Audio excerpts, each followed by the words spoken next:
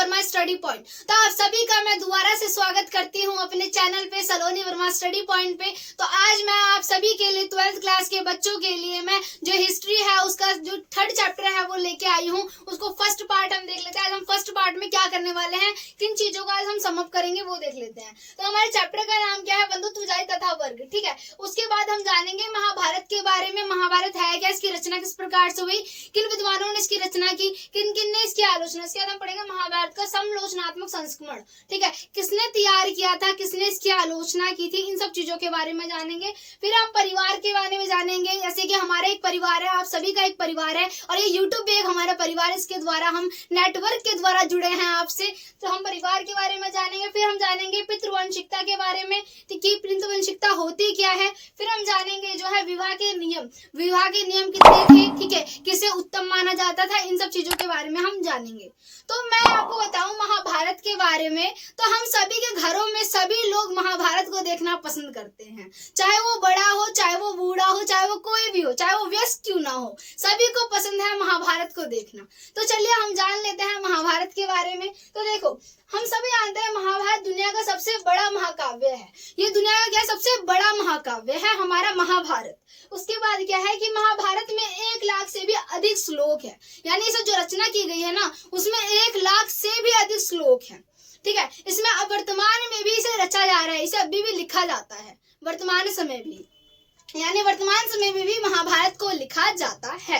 ठीक है, जिससे कि इसकी संख्या बढ़ती जाती है। पहले इसकी संख्या कम थी, परंतु जब इसकी रचना की जाने लगी तो इसकी संख्या जो है 1 लाख से भी अधिक हो गई। इतना हमने समझा। इसके बाद क्या है कि इसका पुराना नाम क्या था, जय संहिता था। यानी महाभारत को जब हम महाभारत कह रहे हैं, इसके नाम से अभी हम परिचित हैं, इसका नाम क्या था, जय संहिता था। ठीक है, इसे किस नाम से पुकारा जाता था, जय संहिता के नाम से महाभारत को पुकारा जाता था।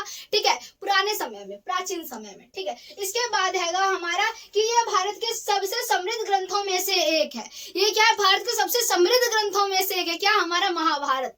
ठीक है, क्योंकि हम सब ही इसे पसंद करते हैं देखना, ज्यादा से ज्यादा इसे देखना हम पसंद करते हैं, इसीलिए समृद्ध ग्रंथों में से एक क्या है, हमारा महाभारत है।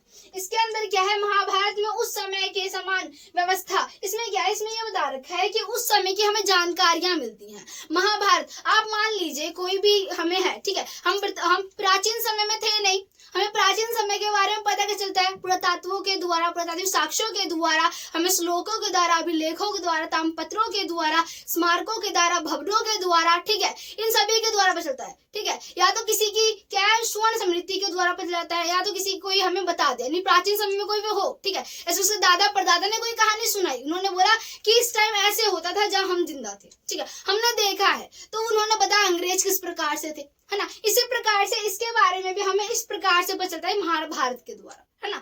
महाभारत के बारे में हमें इस प्रकार से पता चलता है। तो हमें उस समाज के बारे में, वर्ण व्यवस्था के बारे में पता चलता है, ठीक है, उनकी आर्थिक स्थिति के बारे में पता चलता है, राजनीतिक स्थिति के बारे में पता चलता है, लोग किस प्रकार से जीवन निर्वाह करते थे, वो किस लिए जीवन निर्वाह करते थे, ठीक है, अपनी जीविका के लिए करते थे, हम सभी जानते हैं।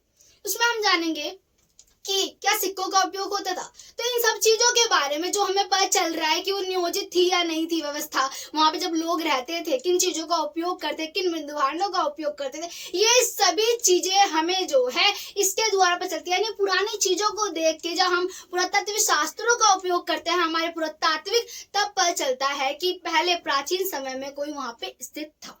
ठीक है, इतना हमने समझा। तो हमारा ये क्या था, महाभारत के बारे में था। अब मुझे आप बताइए, महाभारत जो हम पढ़ रहे हैं, ठीक है, वो जो है 1 लाख से अधिक श्लोकों में इसकी रचना है। ठीक है, तो इसमें क्या हुआ था, ठीक है, हम सभी जानते हैं इसमें पांडव, यानी 2 परिवार थे। ठीक है, एक पांडव था, एक कौरव थे। ठीक है, पांडव और कौरवों में क्या हुआ था, संपत्ति को लेकर विवाद हुआ था, इसी को हम महाभारत कहते हैं। यही महाभारत का रूप लिया और धीरे धीरे ये बहुत विशाल होता गया। हमने इसे देखा भी है अपने परिवार के सदस्यों के साथ एकजुट होके।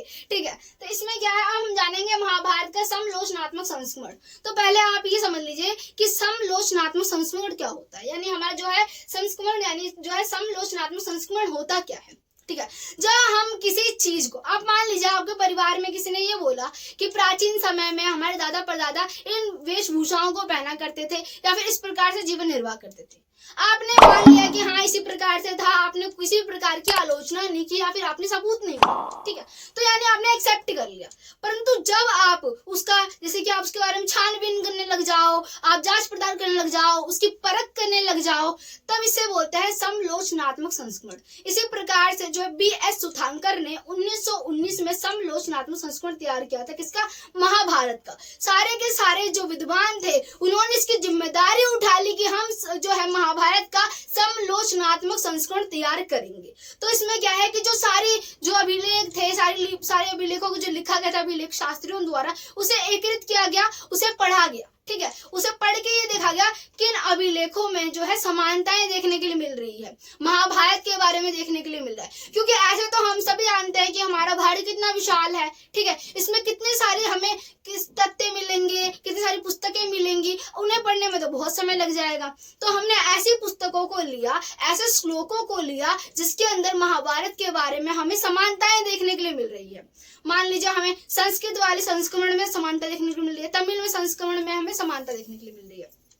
इसी प्रकार से हमने क्या किया कि हमने देखा समानता किस किस में है, उसके द्वारा हमने क्या है उसको तैयार किया, ठीक है, हमने क्या समालोचनात्मक संस्करण तैयार किया। इसे बनाने में जो है हमारे कितने समय लगा था? इसे बनाने में हमें 47 साल लगा था, 47 ईयर्स लगे थे इसे बनाने में, इसे तैयार करने में, ठीक है। इसे 13,000 पृष्ठों में प्रकाशन किया गया था। आप बताइए 13,000 पृष्ठों में प्रकाशन, कितना बड़ा, कितना महाकाव्य है, कितना विशाल महाकाव्य है। जैसे कि हमारी किताब होती है, ठीक है, हिस्ट्री की हमारी पहली किताब हो गई बुक 1, बुक 2, इसी प्रकार से इसे भी खंडों में, पार्ट्स में डिवाइड किया गया। इसी को जो हमारा महाभारत है, इसे 13,000 जो पृष्ठ है, ठीक है, उसमें प्रकाशित किया गया। तो इसे पार्ट वाइज पार्ट वाइज इसे भी जो है बांट दिया गया था कि आपने पहला पार्ट पढ़ा, फिर दूसरा पार्ट पढ़ा, फिर तीसरा पार्ट पढ़ा। इसी प्रकार से आपने जो है 13,000 को पढ़ लिया, 13,000 जो प्रश्न थे उन सभी को पढ़ लिया, ठीक है।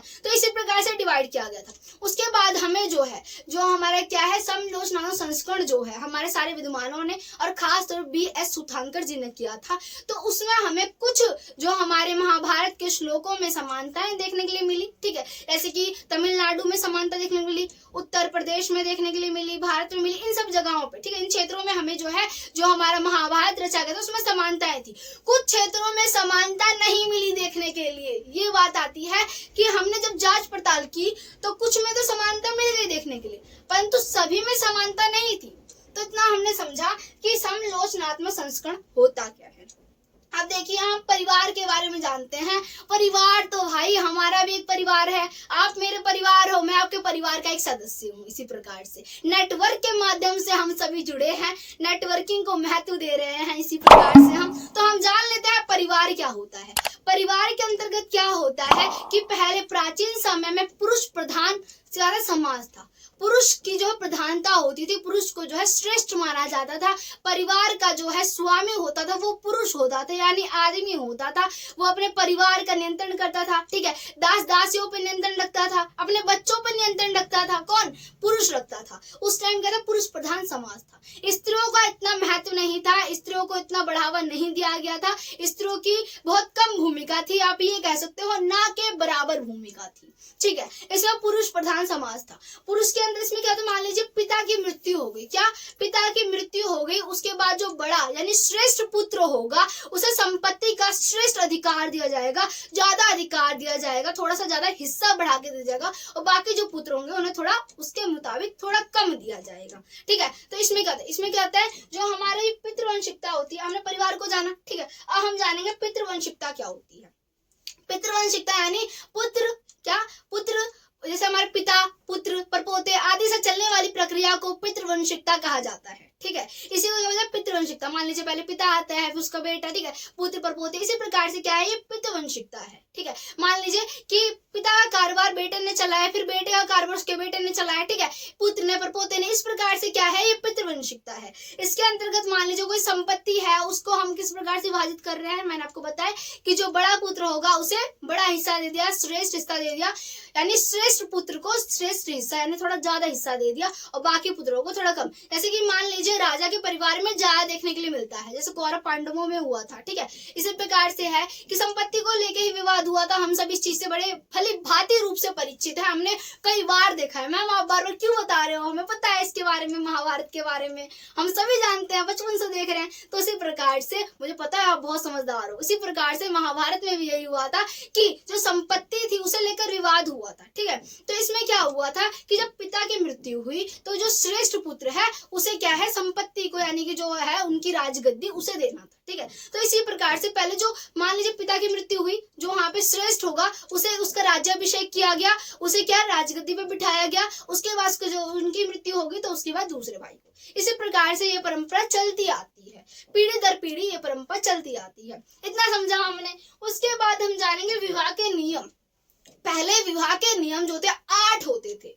आप 8 सुन के घबराइएगा मत, ठीक है। 4 को ही उत्तम विवाह माना जाता था, ठीक है। यानी जो 8 होते थे उसमें से 4 को उत्तम माना जाता था और 4 को निंदित विवाह माना था, यानी बुरा विवाह माना था, अच्छा नहीं माना था। समाज की नजरों में विवाह अच्छा नहीं होता था, ठीक है। जो 4 अच्छे विवाह होते थे, ठीक है। तो इसमें हमने ये समझा कि 4 अच्छे विवाह कौन कौन से होते थे, वो मैं आपको बताती हूँ। कौन सा आता है एक और वो जान लेते हैं। एक आता है हमारा अंतर विवाह। क्या गोत्र के अंदर विवाह करने को अंतर विवाह कहा जाता है, ठीक है। और इसको बाहर विवाह यानी गोत्र के बाहर विवाह करने को बाहर विवाह कहा जाता है। बहुपति यानी एक पत्नी के बहुत सारे पति होने, ऐसे कि हम जानते हैं, किसे जानते हैं, द्रौपदी को जानते हैं, उनके 5 पति थे, ठीक है। उसके बाद क्या आता है बहुपत्नी यानी कि एक पति की बहुत सारी पत्नियां होना। यही 4 नियम थे विवाह के। देखिए हमारा विवाह जो है 8 है, ठीक है, परंतु जो 4 है उसे उत्तम माना जाता है और 4 को निंदित विवाह माना जाता है। तो हमारे पेपर में जो 4 है वो मोस्ट इंपोर्टेंट है, जो मैंने आपको बता दिया। यहीं पे हमारा पूरा का पूरा ये वाला जो फर्स्ट पार्ट है वो समाप्त होता है।